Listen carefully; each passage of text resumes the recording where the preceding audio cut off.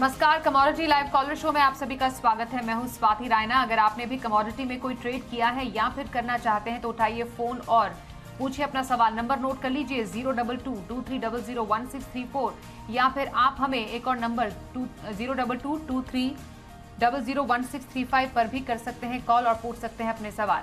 हमारे साथ दो खास एक्सपर्ट है, परिचय करा देते हैं। कुंवरजी ग्रुप के रवि देवरा और ट्रेडबुल सिक्योरिटीज के भाविक पटेल हमारे साथ हैं। दोनों एक्सपर्ट्स का स्वागत करते हैं आज के शो में और शुरुआत करते हैं अभी की बड़ी खबर के साथ।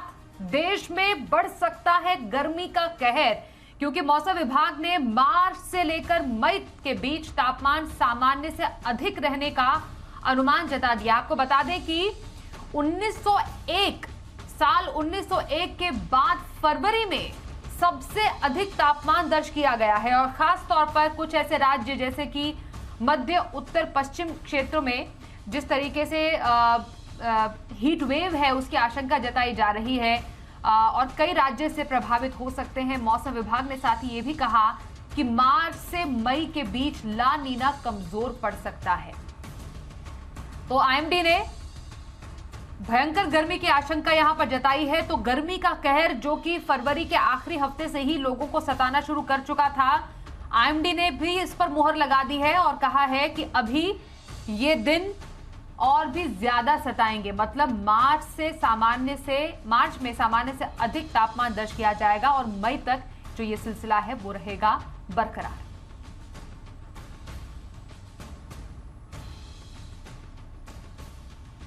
और आपको अब बता दें कि फरवरी का महीना अब कमोडिटी बाजार के लिए कैसा रहा। फरवरी महीने की जो हम कह सकते हैं जो क्लोजिंग रही, अमूमन पूरा समय हमने देखा गिरावट लेकर ही आया फरवरी का महीना। एक तरफ जहां गोल्ड में 2 साल में सबसे बड़ी मंथली गिरावट यहां पर देखी गई, तो दूसरी तरफ चांदी के दाम लगातार दूसरे महीने टूटे। कच्चे तेल में चौथे हफ्ते भी गिरावट ही देखी गई। मेटल्स की बात करें, अक्टूबर के बाद कॉपर में भी हमने देखा यहाँ पर कुछ खास कारोबार नहीं हुआ और यही पूरी तरीके से हमने देखा फरवरी में कमोडिटी बाजार पूरी तरीके से ध्वस्त नजर आया है। ये एक पूरा हाल रहा कमोडिटी बाजार का। सबसे पहले सोने की बात कर लेते हैं और यहाँ पर किस तरीके से हमने सोने में देखा कि कीमतों में लगातार गिरावट का ट्रेंड हालांकि सोने में जारी है। एमसीएक्स पर जो 300 रुपए गिरकर भाव 55,000 के करीब ट्रेड कर रहा है और साथ ही ग्लोबल मार्केट की बात करें तो सोने के 2 साल में सबसे खराब महीना फरवरी का साबित हुआ है सोने के लिए। फरवरी में जो कीमतें उसमें करीब 6% की गिरावट आ चुकी है और भाव $1,820 के नीचे यहां पर हम ट्रेड होते हुए देख रहे हैं, जो कि 2 महीने का निचला स्तर है। घरेलू बाजार में जो दाम है, 1 महीने में जो दाम है वो 3,500 रुपए से ज्यादा तक गिर चुके हैं।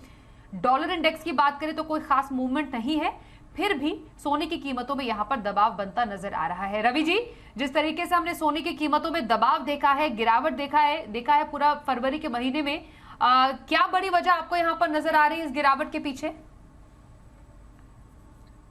जरूर से तापमान में हीट वेव थी, बट मार्केट में पूरा कोल्ड वेव थी। पर्टिकुलर डॉलर इंडेक्स सबसे बड़ा रीजन था और जिस हिसाब से देखे तो लगातार गोल्ड में प्रेशर आता हुआ दिखा था। सेकंड, जो फिजिकल मार्केट है उसमें थोड़ा बैकवर्डेशन चल रहा था, क्योंकि जो फ्यूचर के प्राइसेस है उससे फिजिकल मार्केट के प्राइस, वो इंडिया हो, यूएस हो, चाइना हो, हर जगह ये प्राइसेस में बैकवर्डेशन था। प्राइसेस लोअर थे क्योंकि फिजिकल डिमांड पे कमजोर थी।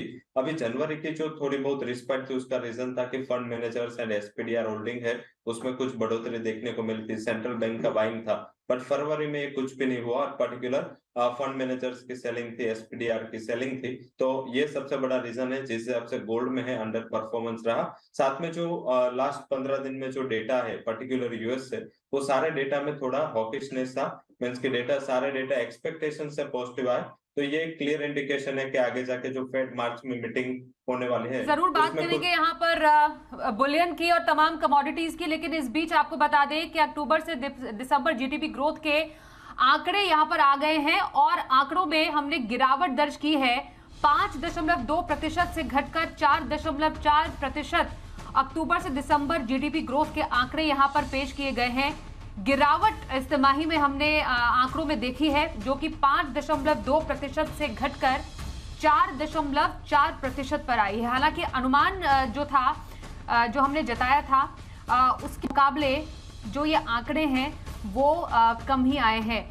लगभग 4.7 या 4.6% जीडीपी ग्रोथ का अनुमान जताया जा रहा था। उससे भी कम 4.4% के अक्टूबर दिसंबर जो जीडीपी ग्रोथ के आंकड़े Q3 के यहाँ पर हमें देखने को मिले हैं, जो कि 5.2% से नीचे 4.4% पर आते हुए हमें नजर आए हैं। यहाँ पर हमने बिल्कुल तो एक गिरावट हमने जीडीपी के आंकड़ों में देखने को यहाँ पर इस क्वार्टर में मिली है। आइए अब सुदर्शन भट्टाचार्य जी हमारे साथ है, सीनियर इकोनॉमिस्ट हैं, उनसे जरा चर्चा करते हैं। सुदर्शन जी, बहुत धन्यवाद आपका हमारे साथ जी बिजनेस पर चर्चा में शामिल होने के लिए। सर, सबसे पहले अक्टूबर दिसंबर जीडीपी ग्रोथ 5.2% से घटकर 4.4% पर आई है। इन आंकड़ों को कैसे समझें? बहुत बहुत शुक्रिया। तो देखिए, ये जो 4.4 जीडीपी ग्रोथ इस क्वार्टर में, दिसंबर क्वार्टर में आए हुए, तो ये मोर और लेस एक्सपेक्टेड ही था। जैसे कि हालांकि आपने कहा है कि 4.6 एक्सपेक्ट कर रहे थे मार्केट, तो उससे 20 बेसिस पॉइंट कम आया, 4.4 आया। तो एक्चुअली ये एक्सपेक्टेड ही था। इसमें आप देखिए, बेस इफेक्ट एक फैक्टर प्ले करता है। सेम मतलब पिछले साल इसी क्वार्टर में जो आप ग्रोथ देखेंगे वो काफी हद तक ज्यादा था, तो उसका एक असर देखने को मिलेगा। और दूसरा मुझे लगता है कि जो कंजम्पशन इन पर्टिकुलर जो अर्बन कंजम्पशन है वो थोड़ा सा इम्पैक्टेड हुआ है, क्योंकि अभी जो ब्याज दर जो बढ़ रहे थे तो उसका इम्पैक्ट होगा। और दूसरा आप ये देख सकते हैं कि जो इन्फ्लेशन है, इन्फ्लेशन भी काफी हद तक ऊपर रहा है। इनफैक्ट आप जनवरी महीने का भी इन्फ्लेशन देख लीजिए, वो एस्टिमेट से काफी ज्यादा 6% से ऊपर फिर से आ गया, हालांकि पिछले 2 महीने में 6% से नीचे था। और उसके बाद अब देखिए, कोविड के बाद जो पेंटअप डिमांड जो आया था, तो वो पेंटअप डिमांड काफी हद तक अभी मॉडरेट हो रहे धीरे धीरे, क्योंकि काफी हद तक रियलाइज हो चुके हैं।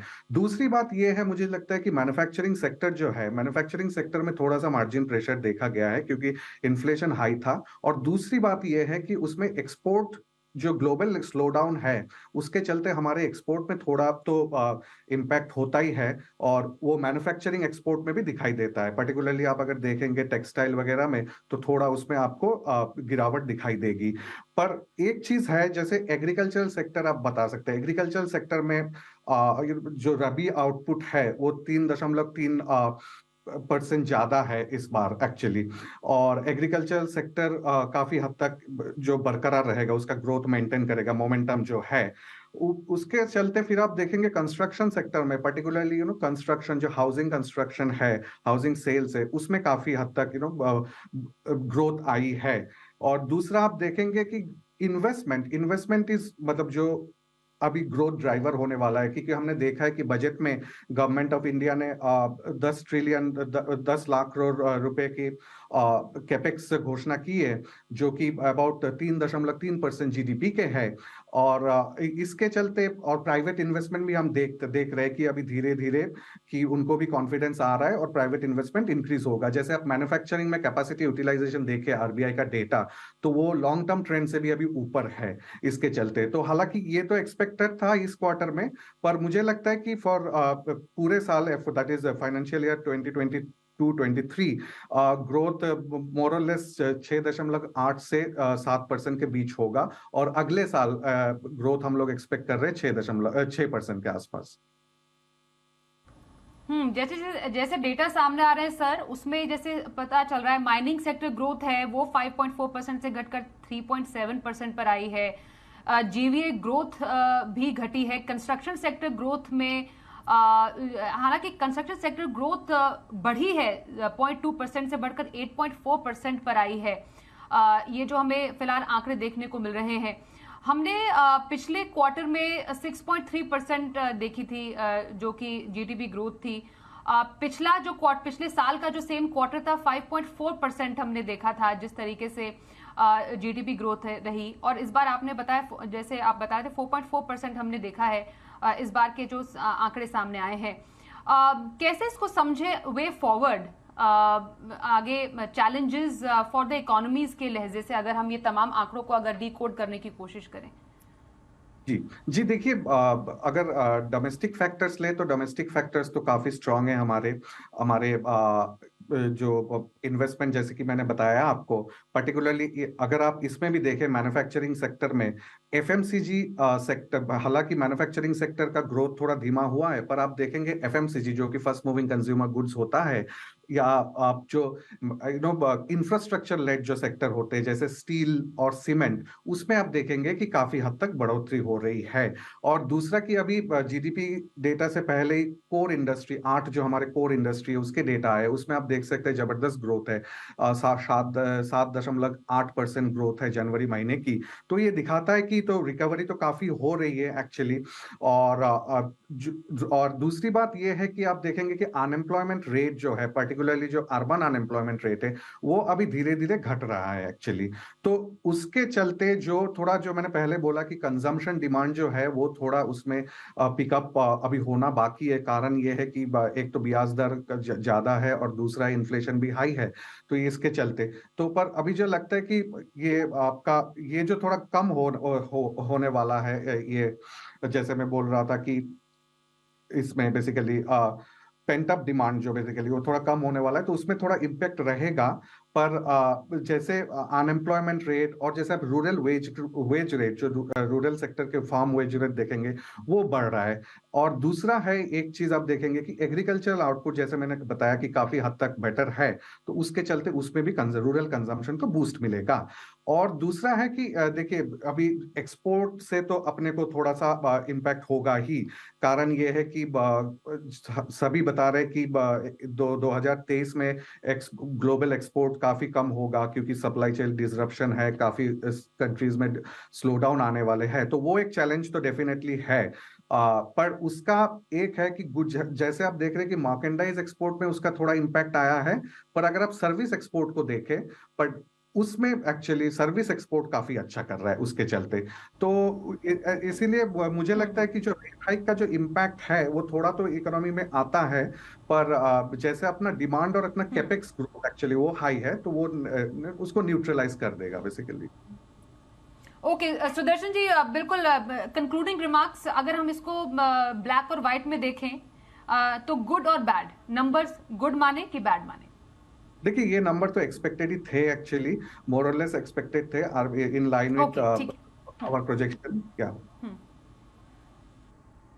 All right, thank you so much Sudarshan Bhattacharya ji हमारे साथ इस चर्चा में शामिल होने के। तो क्वार्टर 3 जीडीपी ग्रोथ के आंकड़े सामने आ चुके हैं, जो कि अनुमान से कमजोर सामने आए हैं, 4.4% पर दर्ज किए गए हैं। चलिए अब आगे बढ़ते हैं और कमोडिटी का रुख कर ले। यहाँ पर जस्ट सिल्वर पर चर्चा कर लेते हैं, और किस तरीके से हमने चांदी में भी गिरावट का सिलसिला लगातार जारी होता हुआ देखा है। मई का वायदा 63,400 के नीचे है, 500 रुपए से भी ज्यादा दाम गिरे। विदेशी बाजार में जो भाव 4 महीने के निचले स्तर के आसपास है। फरवरी की बात ही करें तो चांदी के दाम करीब 16% तक टूटे। लगातार दूसरा महीना होगा जब चांदी की कीमतों में गिरावट आई है। भाविक जी, चांदी की चाल बहुत ही ज्यादा सुस्त और चमक एकदम फीकी, क्या बड़ी वजह और अभी क्या करें? Good evening Swati ji. देखिए, बड़ी वजह तो यही है कि डॉलर इंडेक्स जिस हिसाब से मजबूत हो रहा है, क्योंकि मार्केट ने एंटिसिपेट किया है कि इस बार जो फेडरल रिजर्व रेट्स हाइक जो है वो एटलीस्ट 2023 तक एलिवेटेड ही रहेंगे, तो उसकी वजह से रिस्क एपेटाइट जो लोगों का है वो बहुत कम हो गया है। तो हमने इक्विटी सारे एसेट क्लास में सेल ऑफ देखने को मिला है, तो चांदी में भी इसकी वजह से ही सेल ऑफ दिख रहा है। और दूसरा ये है कि आगे जाके एटलीस्ट माइल्ड रिसेशन भी होता है, चांदी एक इंडस्ट्रियल मेटल है, तो उस पर सबसे ज़्यादा इफेक्ट आएगा। तो ये दोनों फैक्टर्स की वजह से चांदी में हमने गिरावट लगातार देखी है। हालांकि कॉमेक्स में थोड़ा ओवरसोल्ड में है, तो यहाँ से एटलीस्ट शॉर्ट टर्म में भी बाउंस हो सकता है, बट अभी भी trend overall I would say कि बेरिश ही है, तो बेच के ही चलना चाहिए। इंट्राडे भी अगर किसी को सेल करना है तो अराउंड 63,950 के करीब जो मई का कॉन्ट्रैक्ट है वो बेच के चल सकते हैं 63,000 के टारगेट के लिए, और स्टॉप लॉस रख सकते हैं 64,400 का। रवि जी, चांदी में और गिरावट देख रहे हैं आप?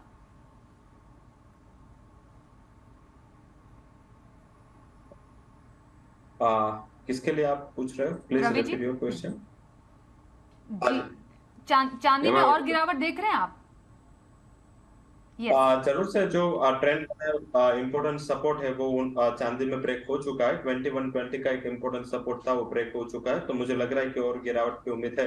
हालांकि काफी हार्ड लेवल से 10,000 पॉइंट से ज्यादा की गिरावट है, तो कुछ उछाल पहले आने दे। और आज कंज्यूमर कॉन्फिडेंस के नंबर्स भी इवनिंग आने हैं, तो मेरे हिसाब से नंबर के बाद आप उछाल पे बेचे अराउंड 64,000 मिलता है, तो मेरे हिसाब से एक सेलिंग का अपॉर्चुनिटी के दौर पे देखना चाहिए। स्टॉप लॉस आप शॉर्ट टर्म में 64,580 का लगाए। डाउन साइड मुझे लग रहा है कि 60,700 तक के लेवल आपको चांदी में जल्दी आते हुए दिख सकते हैं। जी, आइए कुछ कॉलर से बात कर लेते हैं। कैलाश मोदी हमारे साथ है। कैलाश जी नमस्कार, क्या सवाल है आपका? नमस्कार मैडम। मैडम, गुमार में निकट भविष्य के अंदर 10-12 हजार जाने की संभावना है क्या? ग्वार में क्या दाम जाते हुए आप देख रहे हैं अब भाविक जी? देखिए, गोवा नवंबर से अगर हम देखें तो एक सीमित दायरे में ही रहा है कि जहाँ पे 5600 ब्रेक नहीं कर रहा, एक सपोर्ट आ रहा है, और ऊपर अगर देखें तो 62-6300 के करीब ही आता है। तो आई थिंक ये जब तक दायरे में है तब तक मुझे नहीं लग रहा कि ज़्यादा तेज़ी या मंदी आ सकती है। इनफैक्ट अभी भी मुझे लग रहा है कि यहाँ से एटलीस्ट एक सपोर्ट के नज़दीक ही है, तो बाय करके चल सकते हैं। बट मुझे नहीं लग रहा कि 10,000 अभी आ सकता है, क्योंकि फंडामेंटल फैक्टर्स इतने कोई तेज़ी नहीं दिख रहे। मे बी अपसाइड ज़्यादा से ज़्यादा, अगर मैं मार्च कॉन्ट्रैक्ट की बात करूँ तो 6100 तक ही मुझे लग रहा है अपसाइड।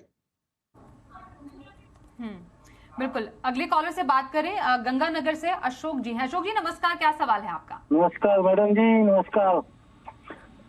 मेरा सवाल है, नमस्कार। सरसों और सोयाबीन 4500 रुपये आ सकते हैं जी? ओके, रवि जी क्या कर सकते हैं सोयाबीन और सरसों में अभी? मेरे हिसाब से हार्ड लेवल पे थोड़ा सेलिंग प्रेशर बना रहेगा। पर्टिकुलर एडिबल ऑयल में भी प्राइसेस नीचे है, गिरावट पे है। साथ में चाइना का जितना बाइंग आना था इतना आ नहीं रहा। एंड पर्टिकुलर सरसों में जो अराइवल्स का प्रेशर बढ़ेगा, तो मुझे लग रहा है कि प्राइसेस में यहाँ से थोड़ी गिरावट दर्ज हो सकते है। थोड़ा बहुत हार्ड लेवल पे अगर सोयाबीन 5700 पे और अगर सरसों आपको 6000 के करीब मिले, तो एक बार स्पॉट मार्केट पे बेच देना चाहिए। मुझे लग रहा है कि यहाँ और गिरावट बढ़ सकते हैं। सरसों में मुझे 5200 एंड सोयाबीन में 5000 तक के लेवल दिख रहा है, तो ज्यादा होल्ड नहीं करना चाहिए। इस टाइम अराइवल्स और ये सब जो क्रॉप सिचुएशन है मुझे कंपेरेटिव बेटर दिख रहा है, तो हायर लेवल से बिकवाली का चोर है वो जारी रह सकता है। और लास्ट ईयर से अगर एडिबल ऑयल के प्राइस देखें तो वो भी करीबन 30-40% डाउन आ चुके हैं, तो वहां पे सेंटिमेंट नेगेटिव है, उछाल पे बेच के चलना चाहिए। बिल्कुल सर। रामपुर से फरहान से भी बात कर लेते हैं। फरहान जी नमस्ते, क्या सवाल है आपका? मैडम, मृत्युंजय सर कहाँ चले गए? मृत्युंजय जी को बहुत याद कर रहे हैं, वो जल्दी आने वाले हैं, बताइए। तो मेरा सवाल मेंटल भाविक सर से है। अभी काफी नीचे है, कल आपने जो अच्छी राय दिलवाई थी, बुकिंग की आ गई, अभी नीचे कहाँ, आप क्या करना चाहिए इसके अंदर भाविक सर से? जी भाविक जी क्या राय है आपके मेंथा ऑयल पर? जी देखिए, मेंथा ऑयल में भी आई थिंक अपसाइड 1100 तक ही मुझे लग रहा है, क्योंकि एक तो सीजनल फैक्टर है कि जहाँ पे उसकी ज़्यादा डिमांड होती है विंटर सीजन में। अभी समर सीजन हो रही है तो उसकी वजह से डिमांड भी कम होगी, और दूसरा जो सिंथेटिक है तो उसकी वजह से जो डिमांड है इनफैक्ट मेंथा की, वो भी कम हो रही है। और टेक्निकली भी देखें तो मुझे अपसाइड ज़्यादा से ज़्यादा 1080-1085 के बीच में ही लग रहे हैं। तो यहाँ से और मुझे लग रहा है कि अगर नीचे 1020 के करीब आता है तो बाय कर सकते हैं 980 के स्टॉप लॉस से, और टारगेट अपसाइड रख सकते हैं 1080 का। बट एक बार नीचे करेक्शन की वेट कीजिए, क्योंकि ये नहीं लग रहा कि यहाँ से एकदम से तेजी में चला जाएगा ऊपर।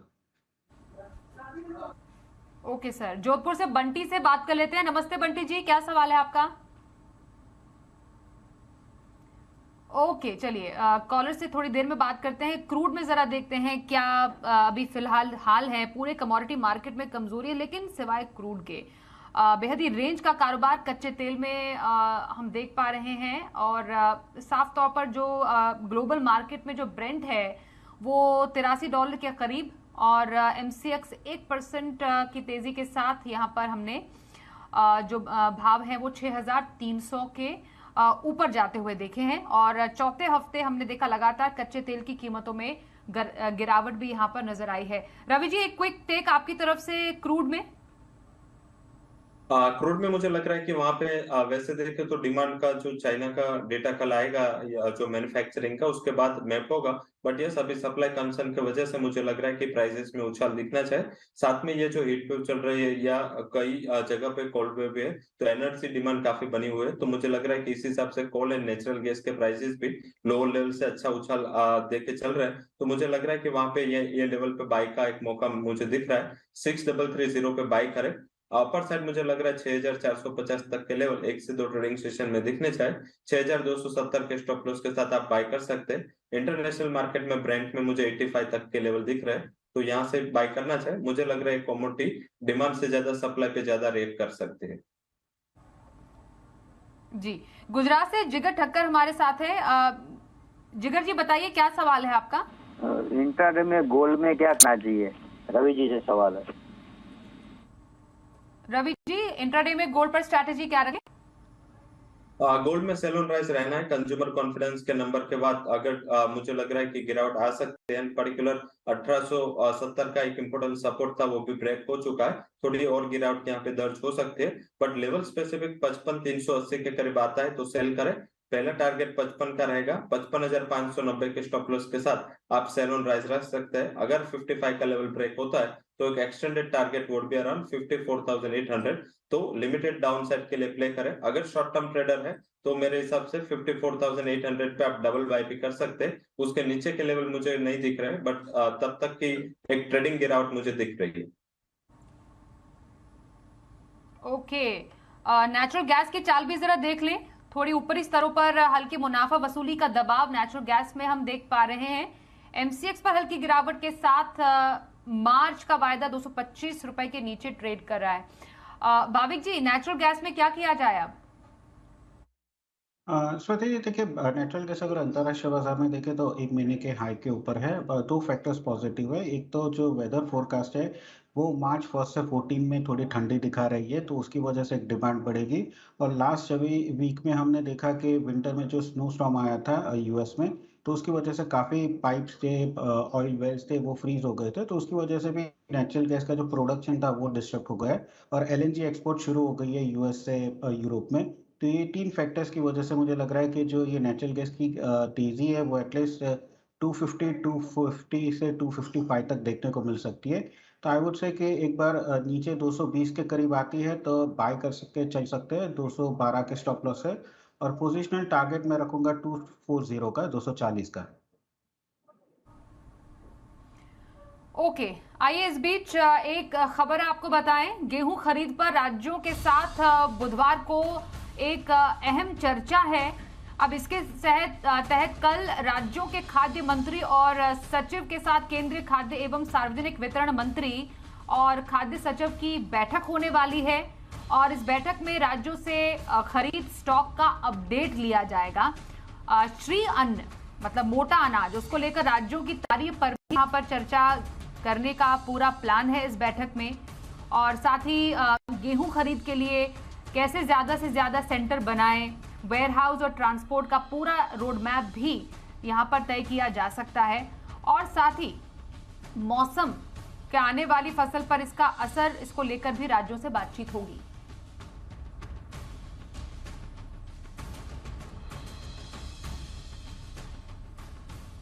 तो इस शो को यहीं पर समेटने का भी वक्त आ गया है। धन्यवाद करेंगे रवि देओरा जी और भाविक पटेल जी, आप दोनों का ही हमारे साथ इस चर्चा में शामिल होने के लिए। कमोडिटी शो में आज के लिए बस इतना ही। देखते रहिए सीधे।